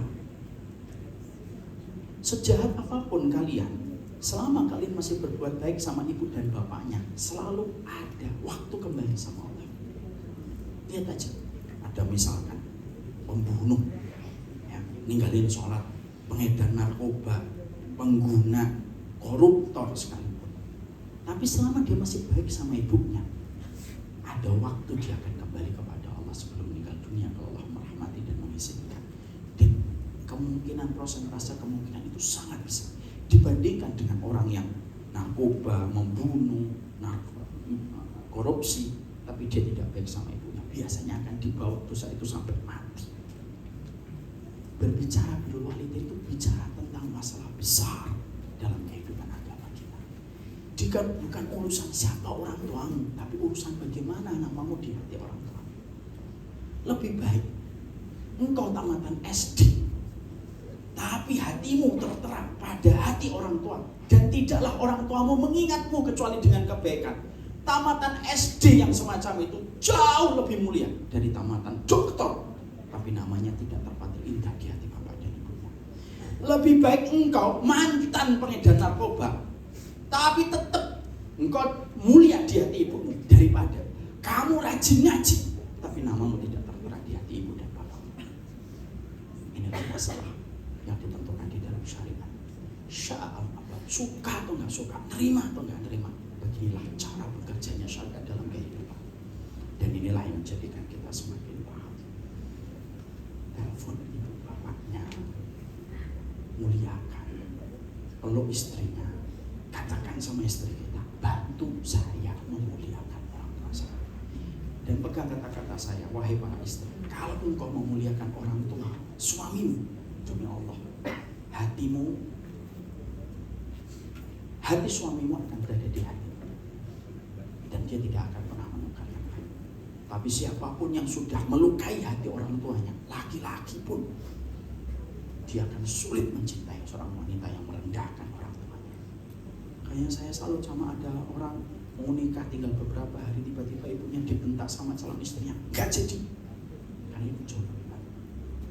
Sebagaimana begitu juga engkau sedang jatuh cinta sama seorang laki-laki yang sudah akan melangsungkan pernikahan, tiba-tiba dia bentak kepada ibunya, jangan dilanjutkan. Punya dunia akhirat kita. Ini ada apa saya sampaikan. Ternyata waktu di sini berjalan cepat, tidak sebagaimana di Bekasi. Kenapa ya Bekasi itu lebih bersih udaranya? Walaupun baru 4 tidak apa-apa. Insya Allah kapan-kapan kalau ada waktu kita sambung. Kalau ada sumur di ladang, pastilah kita berjumpa kembali. Tapi biasanya sumurnya sekarang sudah tidak ada karena sudah pakai pump. Kalau Iya, Masya Allah Ustaz. Apa yang Ustaz sampaikan tadi itu mengingatkan saya pada kisah populer baru-baru ini ya. Jalan jauh, jangan lupa pulang. Ya intinya itu adalah kita udah berkelana kemana-mana, jangan lupa akar kita di mana. Gitu ya Ustaz ya. Masya Allah. Masya Allah. Kata-kata dokter bagus banget ya. itu judul cerita Ustaz. Saya bukan mengambil aja Ustaz. Itu kata cerita. Iya, ada filmnya juga ya kan? Ada novel betul. Oh, apa? Jalan jauh, jangan lupa pulang. Masya Allah. Tapi saya belum nonton filmnya dan belum. Hanya judulnya aja bagus sih. Ya, karena Ustadz apa setelah ini masih ada kegiatan lagi, jadi mungkin buka tuh pertanyaan tanya jawab atau mau Ustadz? Boleh? 1 atau 2 pertanyaan. 1 atau 2, siapa yang mau berlomba-lomba bertanya? Ya, satu dari Afan, 1 dari Ivan. Afan dulu ya nanti. Ivan dulu. Ya. Assalamualaikum warahmatullahi wabarakatuh. Assalamualaikum warahmatullahi wabarakatuh. Mau bertanya Ustadz, Insya Allah saya mau menjawab. terkait dengan pernyataan Ustadz tadi bahwa yang saya ambil kesimpulannya bahwa salah satu mencari kriteria pasangan itu dekat atau patuh atau taat kepada orang tuanya, berbakti gitu ya Ustadz. Salah satunya. Iya, salah satunya. Di Dan antara tadi juga banyak syarat-syarat yang lain. iya. Tadi Sudah tahu syarat-syarat yang lain? itu Ustadz, jadi calon saya dia berbakti dan dekat dan juga menurut saya taat kepada ibunya. Ayahnya sudah almarhum, tapi kekurangannya sholatnya masih bolong-bolong Ustadz. Nah, kan tadi ada statement dari Ustadz bahwa kemungkinan orang yang masih berbakti sama orang tuanya akan ada jalan untuk kembali kepada Tuhan gitu ya Ustadz ya. Nah, pertanyaan saya apakah bagaimana apakah orang ini bisa masih kembali kepada Tuhan gitu. Dan karena saya melihat contoh lain di lingkungan saya juga bahwa ada laki-laki yang dekat kepada ibunya, dia sudah menikah tapi kemudian ibu dan istrinya ada konflik tapi dia tidak bisa menjadi penengah yang baik dan akhirnya bercerai seperti itu Ustaz. Jadi saya bingung apakah ini benar-benar bisa dijadikan patokan untuk memilih calon suami seperti itu. Terima kasih. Wassalamualaikum warahmatullahi wabarakatuh. Ini pertanyaan berdasarkan kisah nyata. Based on true story. Waktu yang semoga Allah rahmati, baik sama ibu itu salah satu indikator, tapi bukan satu-satunya indikator. Karena kebaikan itu bukan hanya kepada orang tua, tapi kebaikan dia kepada Allah. Dan kebaikan seseorang kepada Allah itu ya dilihat pada sholatnya. Walaupun memang benar bahwasanya orang yang baik sama orang tuanya itu selalu ada kemungkinan untuk balik kepada Allah satu waktu. Cuma pertanyaan kita yakin sabar menemani sampai dia balik? Banyak orang yang selalu begini ngomong sama saya kalau saya tanya, nah itu calon antum nggak pakai hijab? Insya Allah saya akan menghijabkan Ustaz. Antum yakin nanti antum kalau nikah antum nemenin istri antum 24 jam, nggak ada pekerjaan yang antum harus selesaikan dan tidak ada banyak masalah yang antum harus hadapi selain dari ngurusin istri antum? Kalau kita bisa mendekatkan frekuensi, kenapa kita harus mencari yang jauh frekuensinya? Karena yang dekat dengan frekuensinya aja masalahnya masih banyak. Kita nih misalkan, yang satu ngaji, yang perempuan ngaji, yang laki-laki ngaji, sama-sama jaga sholat. Apakah menjamin nanti keluarganya langsung hidup rukun, aman sentosa, gemah Allah jinawi? Karena apa? Ketakwaan itu bagian dari salah satu indikator untuk menerima pasangan kita. Masih ada lagi proses keilmuan, proses bagaimana mereka belajar bersama, menerima kekurangan pasangan. Karena menerima kekurangan itu terkadang bisa didengarkan indah ketika di kajian, tapi belum tentu begitu mudah untuk disampaikan di dalam kehidupan rumah tangga. Banyak orang yang kadang-kadang ngajinya itu nyari materi yang menguntungkan dia. Kalau bicara tentang hak-haknya istri, dia datang. Tapi kalau bicara tentang haknya suami, dicoret listnya, cari kajian. Loh, itu kenyataan.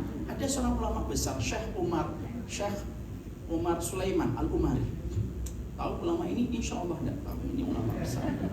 Dia pernah bercerita dalam salah satu kitab. Saya pernah ngisi di satu majelis, karena daerah itu agak daerah awam. Nah, kemudian campur itu laki perempuannya. Nah, pada saat itu beliau menerangkan tentang satu kajian makalah hak-haknya istri. Ada perempuan di belakang, lakinya di depan tuh, di depan laki-laki. Dia nyangkan haknya istri satu, perempuan di belakang, santa Syekh, masya Allah bagus banget materinya. Menyampaikan materi yang kedua, masya Allah saya teruskan Syekh. Menyampaikan materi tentang haknya istri yang ketiga, masya Allah la mathilalaka, tidak ada syah sebagaimana dirimu. Sampai 6 poin 7 poin dibahas semuanya. Setelah itu dia berkata, sudah ya, ini haknya istri sudah dibahas. Sekarang kita bicara tentang hak-haknya suami. Baru ngomong nomor 1 yang di belakang, maksudmu apa Syekh? Wanitanya tetap sama itu. Sampaikan hak suami yang kedua, ya Rob, ini macam apa nih majelis ini? Baru disampaikan poin yang ketiga, dia keluar dari majelis. Itu disampaikan Syekh di muhadharah beliau. Kadang-kadang banyak sekali hal yang harus kita samakan frekuensinya ketika kita berumah tangga. Itu yang sama-sama frekuensinya sama loh. Memandang kehidupan dengan visi akhirat aja butuh banyak sekali komponen dan fragmen yang harus kita perhatikan supaya jalannya itu tetap bisa untuk berdampingan dan harmonis. Contoh, ada seorang ulama, Syekh Khamis, beliau ditanya, dia nikah sudah puluhan tahun. Ditanya, apa sih sukses hubungan berumah tangga sampai puluhan tahun? Jawaban Syekh itu simpel, dia tidak menyebutkan ayat. Jangan meributkan hal yang kecil. Itu aja, mengaktualisasi perkataan itu aja. Sepanjang kita nikah itu enggak gampang. Berapa banyak pernikahan masalah lampu aja bisa bermasalah. Masalah AC, yang satu suka 17, yang satu suka 24. Ini bukan kenyataan dari saya ya. Ini contoh yang saya dapat dari luar. Kadang-kadang murid itu banyak suudzon sama guru ya. Semoga kalian diampuni dosa-dosa.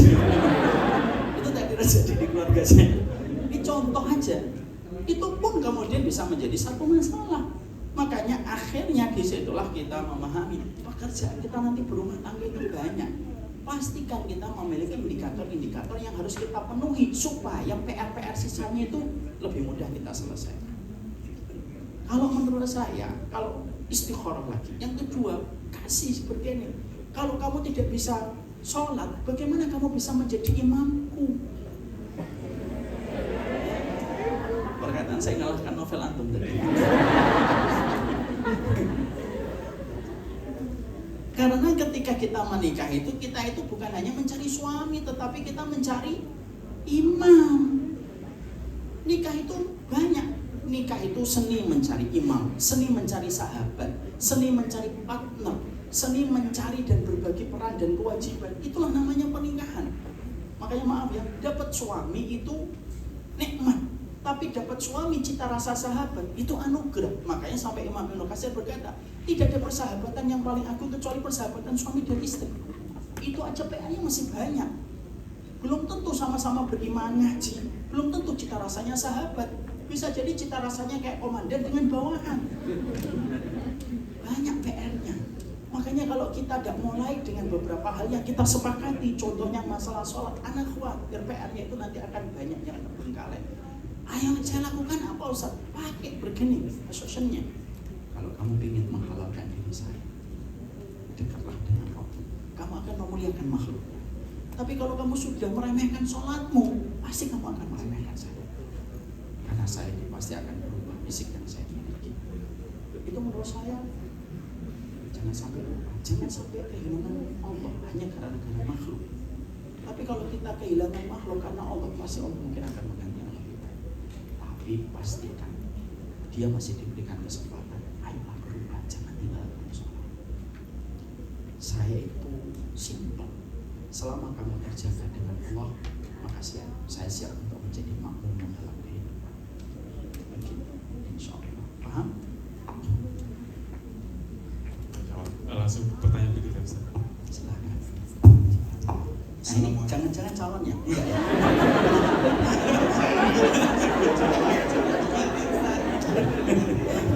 Langsung gak enak makan gitu.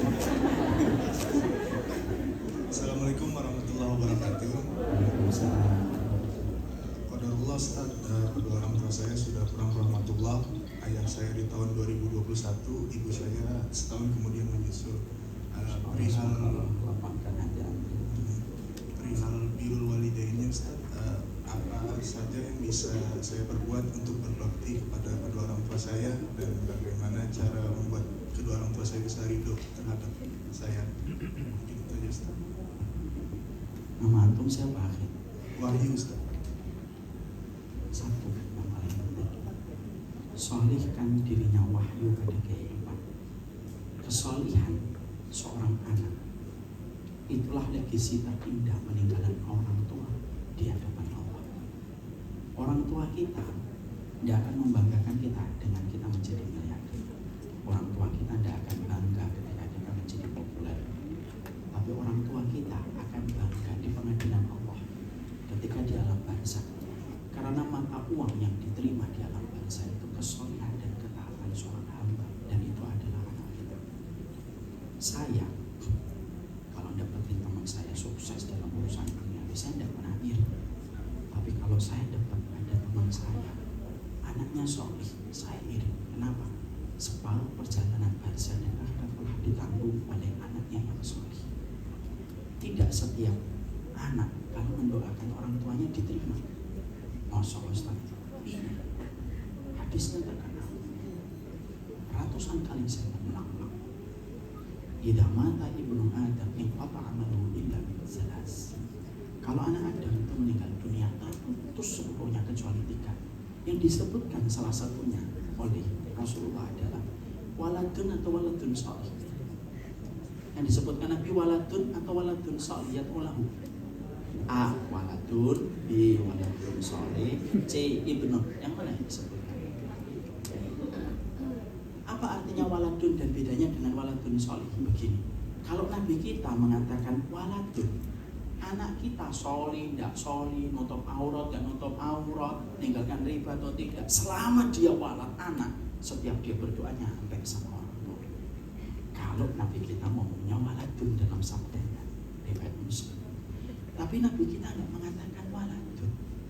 Nabi kita mengatakan waladun solihun yad'u, anak yang solih mendoakan orang tua. Kalau anaknya tidak solih mendoakan orang tua, nyampe? Gak nyampe. Kamu makan riba, setelah itu berdoa Rabbana firli, riba memadamkan doamu. Berzina, setelah berzina pulang lalu berdoa Rabbana firli wali walidayya, zinamu menguburkan doa. Kamu menggibahin orang, kamu terus kemudian membuka aurat dan lain sebagainya. Setelah itu kamu berdoa Rabbana firli wali walidayya, dosa-dosamu menjadi kabut hitam yang menghalangi mentari doa. Makanya saya selalu berkata sama diri saya, ada 2 waktu yang kita harus berhenti dari dosa. Tarik tuas remnya sekuat mungkin. 2, 1, kalau sudah punya anak, udahlah, jangan telat bandelnya. Bandel kalau sudah punya anak itu telat bandelnya. Kalau sudah punya anak, tarik tuasnya. Kenapa? Kenakalan, ketidaksolihan orang tua berakibat dan berimpak sama anak. Gula aja nurun sama anak, diabetes, apalagi kemaksiatan. Waktu yang kedua, kapan kita harus berhenti dari dosa? Kalau sudah melihat orang tua kita diletakkan di atas dipan, lalu tidak lagi merespon omongan kita, Bu, sudah tidak lagi merespon panggilan kita. Berhenti kamu dari dosa-dosa besar. Kalau enggak, orang tuamu malu sama pemilik alam barzah. Orang tuamu sungkan sama pemilik kehidupan akhirat. Karena mata uang kehidupan barzah itu tidak rupiah, tidak populer, tidak followermu berapa. Enggak. Tapi seberapa solihnya kita kepada Allah yang memiliki alam barzah dan memiliki kehadiran Allah. Kalau tiba-tiba ada yang menggoda wahyu dengan dosa, ingat ibunya ketika meninggal, wajahnya ketika dimandikan. Kalau tiba-tiba wahyu ditawarin harta yang haram, ingat bapak ketika ditutupkan kafannya. Insya Allah itu moga-moga jadi kebaikan.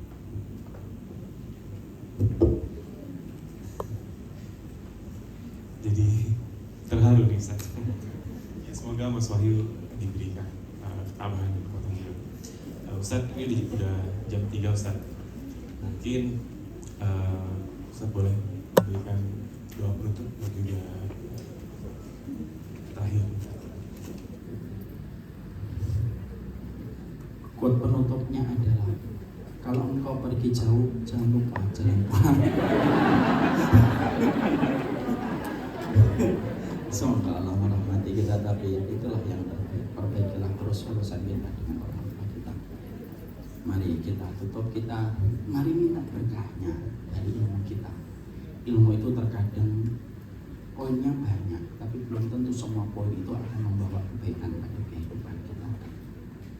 Semoga kita terus menjadi anak yang tidak pernah lelah untuk memberikan yang terbaik sama orang tua. Saya minta maafin orang tuanya, saya atas nama orang tua, dan saya pun menjadi orang tua dari 8 anak saya. Minta maaf kalau memang kita selaku orang tua itu memang banyak kurang. Ada banyak luka yang sering kita bawa ke depan pintu rumah. Ketika buka pintu rumah, luka itu kita ganti dengan senyuman yang kita paksakan, supaya anak kita tidak bersedih melihat setiap problematika yang kita hadapi. Saya yakin semua orang tua memiliki kurang lebih sifat yang sama, dan semoga kita selalu mampu memiliki hati yang bersih untuk melihat orang tua kita.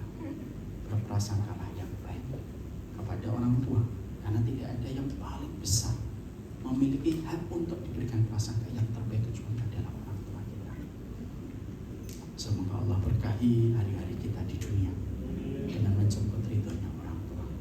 Siapapun yang ketika orang tuanya ridho kepada diri kita, insya Allah nama kita sudah di tengah pintunya surga, ditulis namanya Wahyu, Asep, Ujang.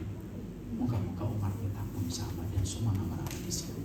Semoga kita tidak melupakan core-nya kita untuk menuju surga. Core-nya tidak di Surabaya, tidak di Sulawesi, tidak di Papua. Core-nya itu ada di rumah orang tua kita. Itulah inti perjalanan kita menuju kepada kehidupan rahmatnya Allah.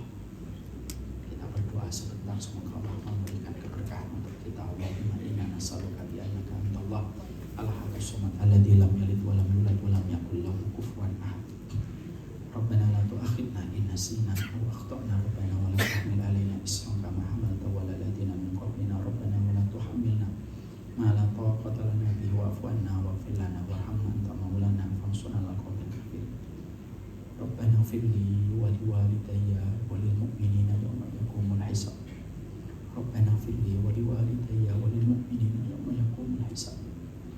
Rabbana ighfir li wa liwalidayya wa lil mu'minina yawma yaqumul hisab. Rabbana ighfir li wa liwalidayya wa lil mu'minina yawma yaqumul hisab. Rabbana ighfir li wa liwalidayya wa lil mu'minina yawma yaqumul hisab. Allahumma rahmataka narju fala takilna ila anfusina tarfata 'ainin. Allahumma inna nas'aluka ilman nafi'an wa rizqan thayyiban wa amalan mutaqabbalan. Allahumma inna na'udzubika min ilmin la yanfa' wa qalbin la yakhsha wa du'ain la yusma' wa nafsin la tashba. Wa sallallahu ala nabiyyina Muhammad walhamdulillahi rabbil alamin. Kita kali ini Ustaz atas kajian dan juga pesan yang telah sampaikan ini. Ustaz, dari kami mengucapkan fi amanillah, wassalamualaikum warahmatullahi wabarakatuh. Ya. Antum jangan lupa pulang ya. Iya, Ustaz. Ada istri saya. Masya Allah. Dan untuk semuanya mari kita tutup siang hari ini dengan doa kafaratul majlis.